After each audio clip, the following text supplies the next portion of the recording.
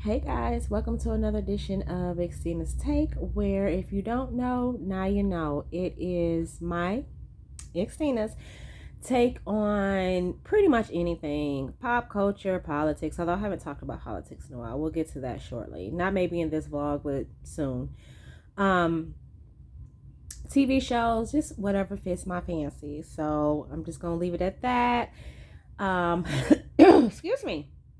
Yeah, I just had an asthma attack yesterday. I had to go to the hospital and everything. So if I'm coughing or I sound a little wheezy, I'm still kind of recovering from it a little bit. It's that season, y'all. Any asthmatic knows that this time of year where the season gets to change and it gets cold, it goes from warm to cold, and then the weather's just iffy because it's cold as hell in the morning and then nice in the afternoon. And then back to being cold, it takes a toll on any asthmatic. So y'all know that. But anyway, moving on. So I got a comment. Thank you. I don't know who it was because y'all removed it. But I did catch the comment before you removed it, whoever you were. But thank you for leaving it. Don't know why you removed it, but thank you for leaving it. It makes me think, hey, I might be doing a little something here. But I think the comment was in regards to the Travis Scott thing, so I'm going to address that because we're still going to talk about Astroworld because there's still stuff coming out about it, right? So I think the comment was correcting me about raging or raving or whatever it is that I said. I don't know what I said. Y'all have to look back to see what I said. Thank you for the correction. Like I said, I don't know everything. I'm old, honey. I don't know all this young stuff. I don't know everything. So thank you for the correction. I'm probably going to mess it up again. So if you want to correct me again, that's fine. Because I can't remember exactly what you said because you removed it before I could look at it really good. I only glanced at the comment, and then when I went to go look back at it, it was removed. So anyway, but thank you for let's talk. Let's talk. That's what I want. Let's talk. Let's get it out there. Say what you got to say. Don't be scared. Don't be scared. I ain't scared. Why would you be scared? It's just the internet. I mean, what the hell? It's YouTube. Hell, you don't know me. I don't know you. Anyway, but I do thank you for leaving a comment, even though you removed it. So at least I know you're watching, so that's good. If you could correct me, that means you're watching. So thank you. I appreciate it. Anyway, so to the Astroworld thing, I'm going to keep this short because it's been talked about.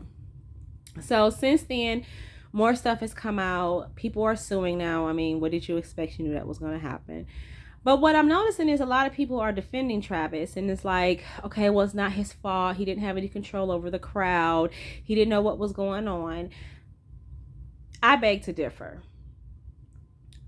He could have controlled that crowd if he wanted to. He's the one that encourages the raging or the raving or whatever it is y'all Travis Scott fans call it.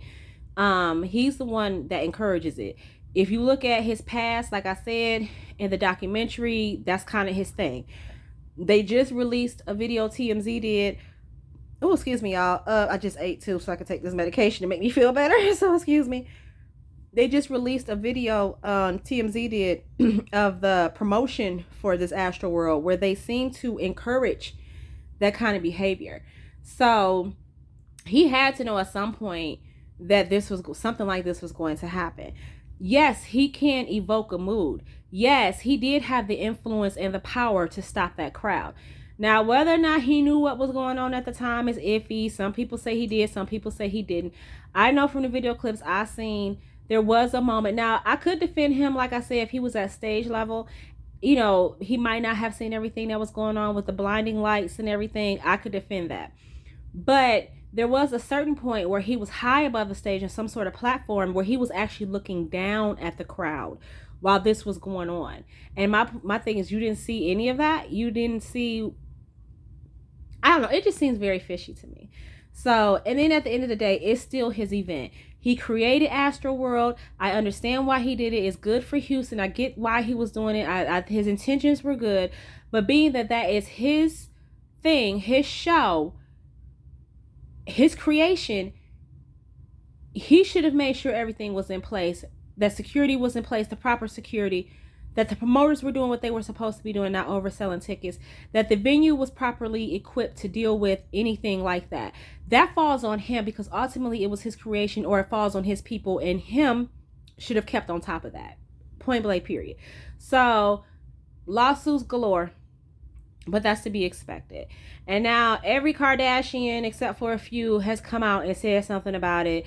I would expect, of course, Kylie to say something. She was there. She's the baby mama, whether they together or not. She pregnant with baby number 2. Now, for people saying something about Kylie, my thing is, girl was pregnant. How y'all expect her to stop anything? And she wasn't at the stage anyway. She couldn't get to him anyway, even if she tried. She's pregnant. Like, what did you really expect her to do? So I don't blame Kylie in no way, shape, form, or fashion. I don't understand why Kim had to say something. You're not attached to this. Chloe came out and said something. You're not attached to this. Why do y'all feel the need to say something about it? Kendall did say something, but again, she was there, so I can kind of maybe understand why she would say something about it. But to me, that's just Chris's PR team working overtime to make sure the Kardashians are covered. You know what I'm saying? Because you know Chris gonna have them girls back no matter what. She gonna make sure them girls is good no matter what. And they ain't gonna be shown any kind of unsavory, unflattering way in the media whatsoever. So she trying to nip that shit in the bud before their names even get attached to it. So, but I mean, it is what it is. It's Kim's PR team, Chris's PR team. Actually, I'm shocked Chris ain't said nothing yet. And the other, Courtney, she ain't said nothing yet. You know, I'm just expecting the whole family to say something at this point. Hell, even Corey ain't saying nothing yet. Corey ain't got shit to do with shit. But I don't know. Whatever. Now, he is supposed to be paying for the funeral expenses as he should. And I think he's partnered with some mental health group to provide free services for people who were there and traumatized by it, as he should.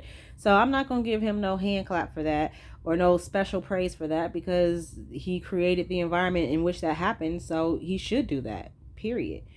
Moving on, because I only have a few more minutes left. 90 Day Fiance. Y'all know, if I said this before, go look at my other vlogs. I love me some 90 Day Fiance. I watch every part of it, the whole franchise, the spinoffs, every spinoff they got, like the Family Chantel, the Single Life, 90 Day the Other Way, the actual 90 Day Fiance. Now they got another one coming out soon called 90 Day in Paradise. I plan on watching that too. Like, I'm in love with the whole 90 Day franchise. It's always fascinated me in some way.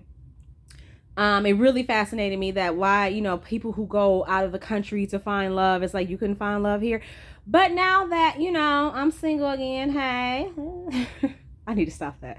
Now that I'm single again, I can kind of get it. You know, you find love where you find love, so I'm not judgmental of it. But I do. It's fascinating. It's very interesting to me, the dynamics and all this stuff, right? So one of the couples I want to talk about, because I don't have that much time, is that I've been following for a while, is Ariella and Bingham. Now, she's a Jewish girl from New Jersey or Connecticut, somewhere up there, and he's from Ethiopia, and she actually moved to Ethiopia to be with him, right? I've never been a fan of Ariella. Like, to me, she's just self-entitled. She's whiny. She's over-dramatic. She's just, I never really thought they were a good fit. But they do seem to love each other. Bingham seems to love her very much. And in her own little way, I guess she loves him. I mean, because she did give up her life, comfortable life, because obviously she come from money, in America to be with him. So I'll give her credit for that.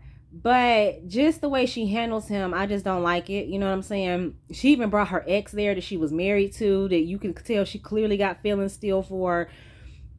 And I thought that was very disrespectful, but whatever. He let her get away with it. And Bingham, you too quiet, honey. Like, you let her get away with just anything. Like, you'll express your disappointment in a confessional, but like never really to her. It's like, when you gonna throw some balls? So she went back to America because their child needed surgery, which I get, because, you know, we do have better medical care. So I get that. But being that his history of, he had a wife that left him with a child to go back to America and never return, he is obviously very traumatized by that. So you knew that going in, and then you threatened to not come back, which I was fully on his side until it came out that he had all kind of girls and parties at her house. But anyway, this thing is about to cut off because I ain't got no memory. So let's talk. Bingham, you fucked up, boy. I was on your side until then. Leave your comments, subscribe. Let's talk.